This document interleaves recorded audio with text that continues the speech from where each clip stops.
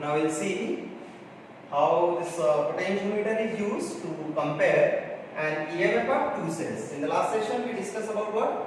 How this is used to measure the EMF of the single cell. So at the place of single cell, now in this circuit we have put the two cells. So basically again this is the primary circuit of the potentiometer. Now external circuit contains the two cells. One is of say EMF E1, another is of EMF say E2, and these two cells are connected such that positive ends of both the cells are connected to the positive ends of this primary battery. Negative ends are connected to the galvanometer along with what? The keys key K1 and K2 in series. Now experimentally when we used to compare the EMF of these two cells, what we used to do? Initially suppose I have closed the key say K1 and K2 is kept open. So what happened? This cell E1 only will be the part of the circuit. This will not be there. And then you go on sliding the jockey on the potentiometer wire. And suppose now at the position say O, this galvanometer shows the null deflection. So as we can say what then? Voltage across the length A1 is equal to what? EMF E1 of the cell. So in terms of this valence length say AO, we can measure the EMF of cell say E1. So if K1 closed and K2 is kept open, K2 is kept open, and then jockey slided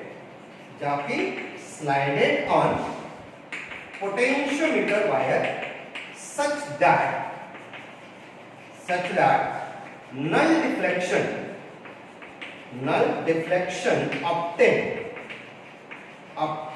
at point O,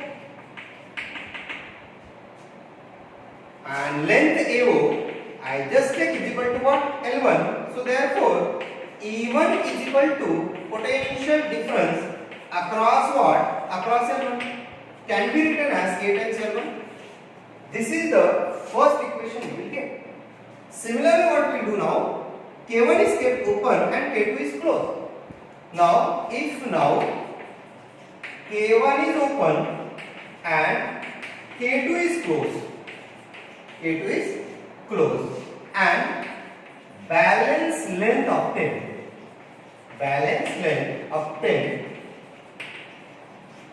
AO dash is equal to say L2 now. Now your galvanometer shows the null deflection at position say O dash such that AO dash is equal to L2. Now in this case, this cell is in the circuit say E2. So therefore now we are getting what? E2 is equal to what? A times L2. This is the second equation you will get. Now from these two equations simply we will get what? So therefore we can say what? E1 divided by E2 is equal to what? L1 divided by L2. So this is the very simple way by which we can compare what? Experimentally we used to compare what? EMF of two given cell. Now in this case sometimes two cells are given to you and their connections may not be given like this. You are given the two cells say E1 and E2, and what happened? These are being connected this way. Initially these two cells are connected this way, E1 and E2. This is called sum method which we are discussed in the previous part. Then another way they are being connected like this. This is E1 and this is what? E2. Again K1 is kept, K2 is kept, and we have to compare the, you can say, same EMF of this cell.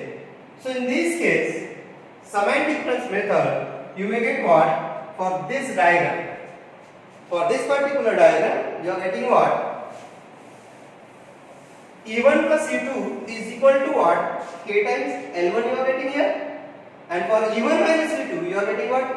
So here, E1 plus E2 is equal to K times L1 you will get. And E1 minus E2, you will get KL2. So here in such a case, you will get A1 plus E2 divided by what? E1 minus E2 is equal to what? L1 by L2. If you make use of the component and dividend property here and solve it, you will get the relation E1 by E2 is equal to what? L1 plus L2 divided by what? L1 minus L2, or vice versa, L2 minus L1 if L2 is greater than L1.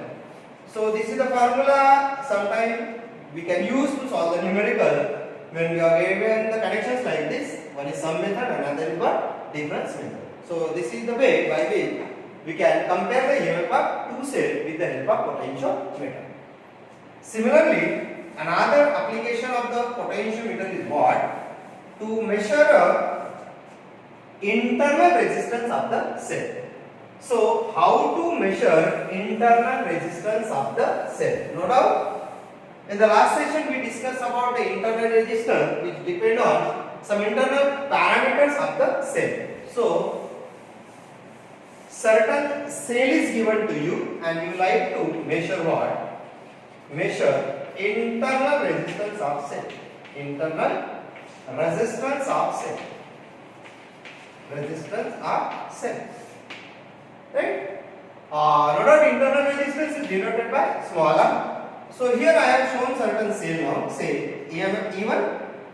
It has a certain internal resistance say R, and now I have connected some external resistance say R across this cell. Again we have put it two keys here, say K1, and this is what? K2, and this has been connected with the galvanometer.